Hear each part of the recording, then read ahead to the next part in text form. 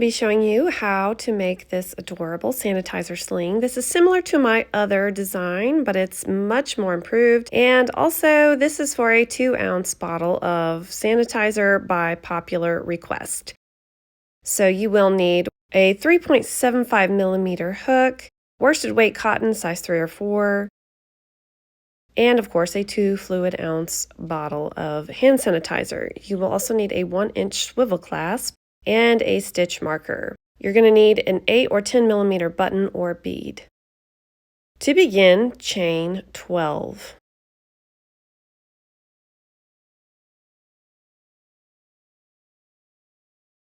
Then you are going to slip stitch into the very first stitch you made to form a ring. I like to use the back hump. We're going to be working inside this ring for round 1. So for round 1, you're going to chain 1 and work 20 single crochet inside that ring. Now you will notice that I am crocheting over my tail as I go. I only do about 10 stitches over the top of my tail and then I push it to the side.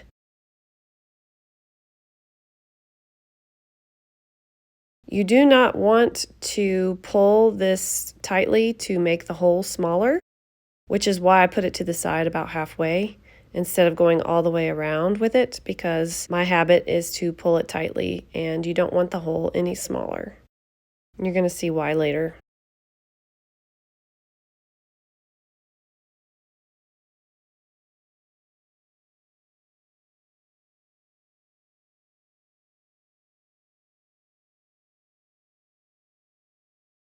I do like to go ahead and cut off the excess tail.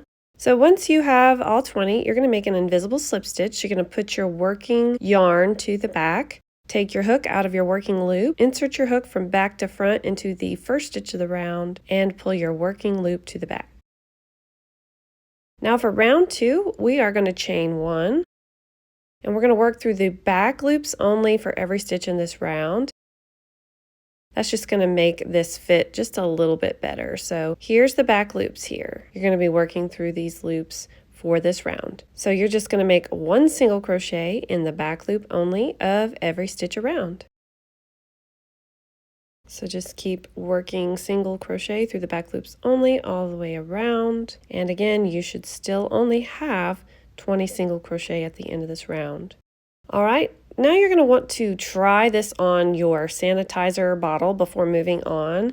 It's really important that this hole fits over your cap of your bottle. So it should be snug because you don't want it to just slide out, but you do want it to be able to fit. So if it doesn't, start over with a bigger hook.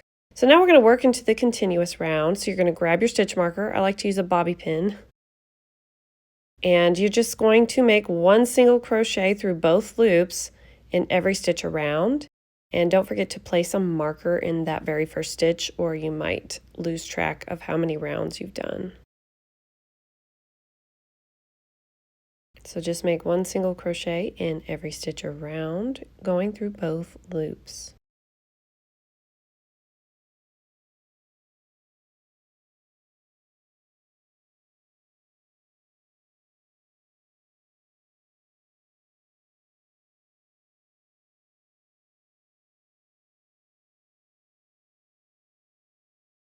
So the rest of the project from here on out, as far as the body goes, is real simple. You're just going to repeat round 3 over and over until your piece is 1 round from the top. So you're just going to keep going in the round all the way up until you have enough space at the top for 1 more round, and you're going to stop there. So just repeat that and I'll meet you there. So here I'm showing you, I have done, I don't know how many rounds, just until I have enough room for 1 more round, and you want to be able to leave that space because we're going to add it later. You're going to skip over your marked stitch and slip stitch into the next stitch of the round. We are going to be working into that slip stitch. So I'm going to show you here, I actually removed the stitch marker and put it in that slip stitch. That's not necessary unless you think you might forget to work into it. But that is the first stitch that we're going to be working into. Now we are going to chain 1 and turn. You're going to grab your swivel clasp and put the D-ring behind your work. We're going to be working into these first 5 stitches. So grab your swivel clasp and put that ring behind your work. You're going to go through the stitches first and then through the D-ring. So I'm going in that slip stitch and then through the ring, and I'm going to make a single crochet, and I'm going to do that in the first 5 stitches. So you're going to insert your hook into the next stitch and through the swivel clasp. And then you're just going to make a single crochet stitch like you normally would through that stitch and through the ring. And you're going to do that until you have 5 single crochet.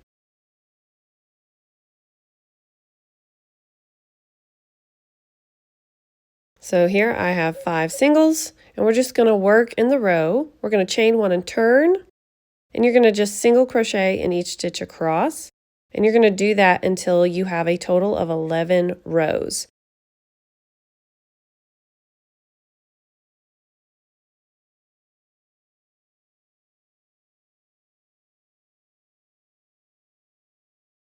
So you're just going to repeat that until you have 11 rows completed, and I will meet you at the end. So here we have 11 rows done. So we're going to chain 1 and turn, and we're going to single crochet 2 together over the first 2 stitches. So we're decreasing, single crochet in the next stitch, and then decrease over the last 2 stitches. So that will give you a total of 3 singles on this row. For row 13, you're going to chain 1 and turn. We're going to single crochet in that very first stitch, chain 1 and skip 1, and single crochet in the next stitch. That chain space is going to be the buttonhole there. Chain 1 and turn. Now we're going to start working around the entire piece to just clean it up a little bit. So we're going to put 2 single crochet in the first stitch. Then in the chain 1 space, we're going to make 2 singles, a chain 2 space, and 2 more singles, all in the same space. So here's 1, 2, now we're going to chain 2, and I do mark this chain 2 space so that I can find it later. That's where you're going to be placing your tassel at the end, so I do mark it, but you don't have to. And then 2 more singles in the chain space.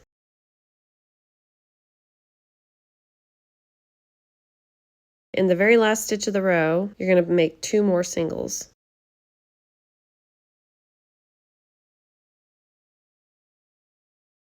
And you're going to continue down the strap now. We're going to single crochet in each row.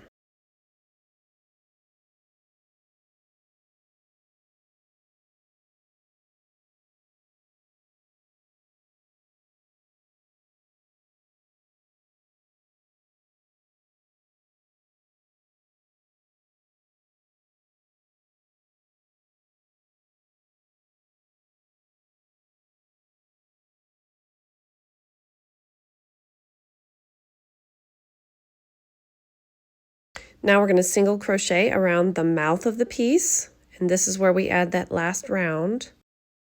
So you're going to single crochet in each stitch around the mouth of the piece.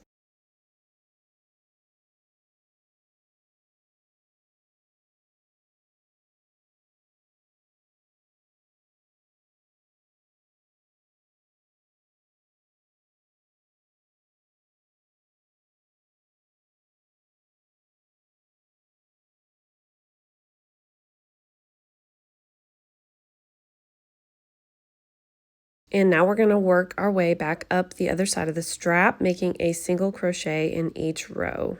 It's a good idea to stop at the end and make sure that you have the same number of single crochet on either side of the strap, because sometimes it's easy to increase or decrease on accident.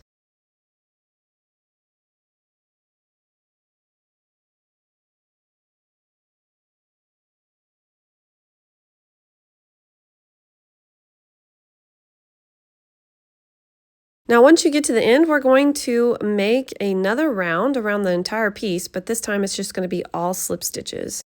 So just slip stitch in every stitch all the way around, And don't forget to put a slip stitch in each of the chain 2 here at this buttonhole. So I'm going to remove my marker, and I will be honest, it is a little tough, but you don't want to forget about them or it will sort of make your piece look weird.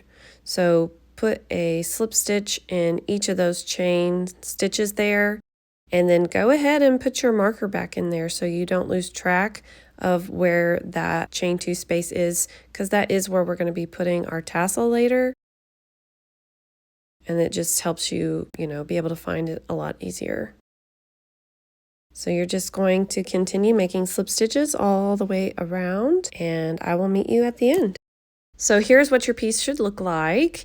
I will be bringing my working loop to the underside of the strap, and that's just so when I fasten off, the knot will be on the underside instead of on the front.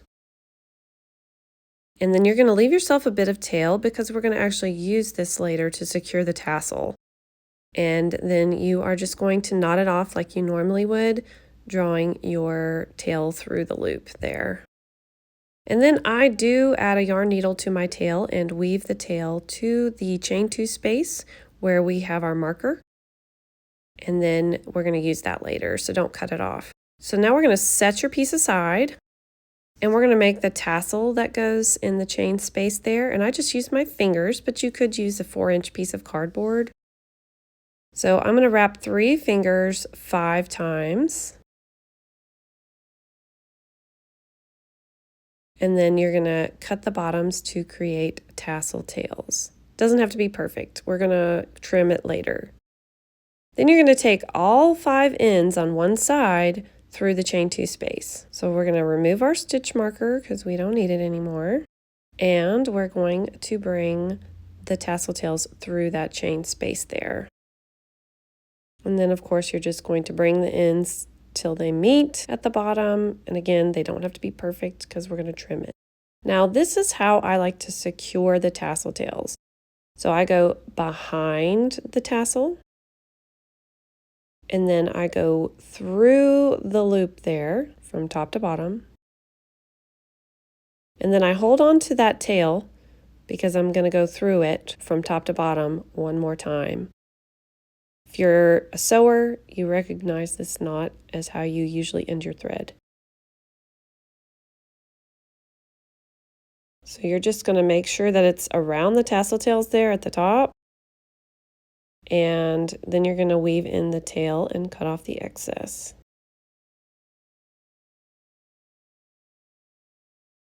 Now I don't cut the tails just yet. I wait till the end, and I'll tell you why.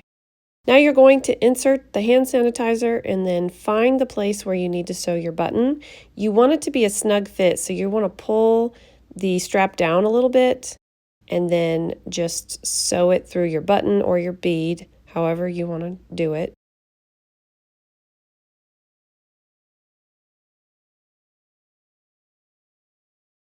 And then I take those tails into the inside of the piece and knot it off like 3 times so it doesn't come undone.